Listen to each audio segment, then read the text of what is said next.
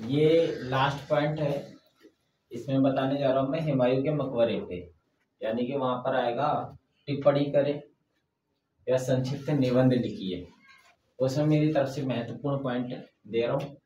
तो हुमायूं का मकबरा है, ये देखो पुराना किले पे ना कहा जाता है कि शुरुआत हुमायूं ने की और उसको निर्माण में और सुरक्षा और संरक्षण देने की अवधि में है ना बताया जाता है कि हुमायूं ने उसे एक नाम दिया है दीने पनाह। तो इसलिए दीने पनाह जब उसे नाम दिया गया है पुराने किले को, तो इसी के समीप ही है ना हुमायूं का मकबरा बना हुआ है, के निकट मथुरा मार्ग पर स्थित है और ये क्षेत्र निजामुद्दीन पूर्व में है। ठीक है, तो ये तो मैंने इसकी लोकेशन बताई, यानी कि इसके बारे में आपने लिखना है। इसे विश्व धरोहर घोषित किया गया, और क्यों घोषित किया गया तो आगे पता चल जाएगा। भारत में मुगल वास्तुकला का ये प्रथम उदाहरण था, क्योंकि बताया जाता है वास्तुकला, मुगल वास्तुकला जो थी वो काबुल वगैरह में ही थी, वहां से यहाँ पर आई है। यहाँ पे किस प्रकार से इसका प्रयोग, यहाँ तक कि इसका निर्माण करने के लिए भी अफगानिस्तान से वास्तुकार यानी कि कह सकते हैं निर्माण करने के लिए अफगानिस्तान से व्यक्ति विशेष बुलाए गए थे।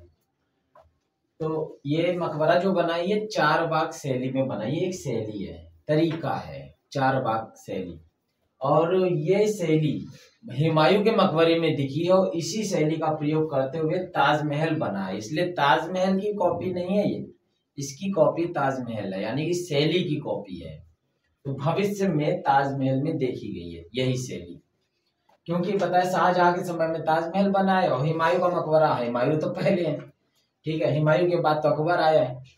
तो बात यहाँ पे आता है चार बाग शैली का। अब इसका निर्माण हुमायूं की विधवा बेगम, यानी हुमायूं के एक्सपायर होने के बाद उनकी बेगम है हमीदा बानो बेगम, तो इन्होंने जो है इस हुमायूं के मकबरे का निर्माण करवाया और उनके आदेशानुसार जब इसका निर्माण प्रारंभ हुआ 1562, यानी कि 1562 टाइम दे दिया है मैंने, ठीक है ना, वो सन याद रखिएगा। वास्तुकार यानी कि इसको बनाने वाले जो है तो वो है, इनका नाम आता है मिराग सैयद गियास। ये आपकी इस बुक से नाम दे रहा हूँ, गूगल पे तो अलग अलग नाम आएंगे, ठीक है, ये बुक है आपकी, ठीक है।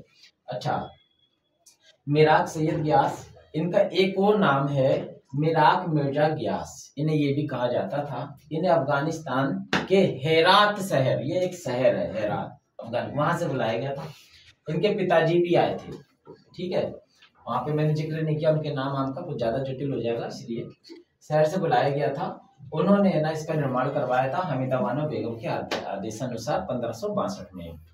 समय, निर्माण अवधि यानी कुल समय कितना लगा, तो 8 वर्ष में ये बनके तैयार हो गया। अब यहाँ पे एक बात आती है आपकी बुक में लिखी हुई, इसके बनने से पहले शासन अकबर का है। अब क्यों, हुमायूं के एक्सपायर होते ही है ना अकबर ने तुरंत है ना सिंहासन संभाल लिया था, तो अकबर के शासनकाल में ही इसका निर्माण ही नहीं हो पाया था। उस समय निजामुद्दीन करके ना एक बात यहाँ पे लिखी गई है कि निजामुद्दीन अहमद जो इतिहासकार हैं अकबर के, तो उन्होंने कहा है कि तबकात अकबरी में इसे पवित्र कब्रों का स्थल कहा है, यानी कि ये एक पवित्र स्थल है कब्र, इसमें यहाँ पर अगर लोग आते हैं तो जियारत करने आते हैं, ठीक है। तो ये एक बात यहाँ पर ध्यान आई तो बता दी मैंने। अब आता है कि इसको बनाने में किस प्रकार की सामग्री का प्रयोग है, तो उसमें बताया लाल बलुआ पत्थर का बड़े स्तर बड़े पैमाने पर प्रयोग किया गया है। 1900, और ये बड़ा भी है, इसमें है ना अंदर कई कक्ष हैं, जिसमें सबसे विशाल कक्ष ये बताता है कि वहां पर विशाल कक्ष में हुमायूं की कब्र है। और उसमें इतना बड़ा क्षेत्र क्यों बनाया गया, तो इसलिए बनाया गया कि वहां पे और लोगों की भी कब्रें आ सकें, इसीलिए बताया गया है कि यहाँ पर कब्रों में हुमायूं के बाद यही हमीदा बानो बेगम एक्सपायर हुई तो उनकी भी कब्र उसी में बनाई गई है।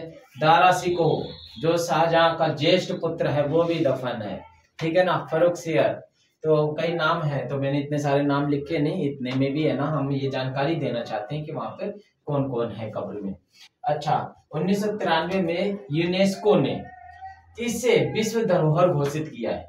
देखो इंटरनेशनल लेवल पर है ना इसको विश्व धरोहर का खिताब मिला है, इसीलिए इसे विश्व धरोहर घोषित किया गया, ठीक है ना। वास्तुकला, मुगल वास्तुकला, पहली बार भारत में इसकी छवि देखी गई बाग में। अच्छा, ये ये इस प्रकार की है ना जो है मकबरे को बनाने की शुरुआत कैसे हुई, तो उसके लिए बताया जाता है कि काबुल में तो बाबर की दरगाह है, तो बाबर की जो दरगाह है उसको है ना बागे बाबर कहा जाता है।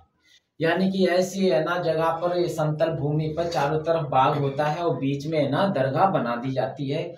तो इस प्रकार है ना बाबर की भी दरगाह बनी हुई है, उसी की कॉपी, यानी कि उसी को ही है ना कॉपी किया है, उसी तरीके को अपनाया है। तो ये प्रक्रिया परंपरा चालू हो गई, बाग में दफन करने की परंपरा यहाँ से प्रारंभ हुई है।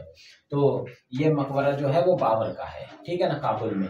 तो इसी आधार पर ये हुमायूं का मकबरा बना है। अगर हम यहाँ पर अगर हुमायूं के मकबरे के अंदर की बात करते हैं, पहले तो एंटर करते जो प्रवेश द्वार है उसके आगे जल भरा हुआ है, और अंदर जाने के बाद है ना छोटे छोटे से कक्ष है, फिर एक बीच में विशाल कक्ष है, ऊपर एक गुम्मद है, गुम्मद के भी है ना नाप दी गई है। मैंने इतना सब नहीं बताया क्योंकि कुछ ज्यादा कठिन हो जाए याद करने में, तो क्या अब 150 शब्दों में लिखना है, आप अपनी किताब से भी पढ़िए। और एक तरीका है इतनी चीजें याद करने के लिए, पॉइंट दे दिए गए हैं, पॉइंट से याद बना रहेगा, तो इस प्रकार से लिख सकते हैं।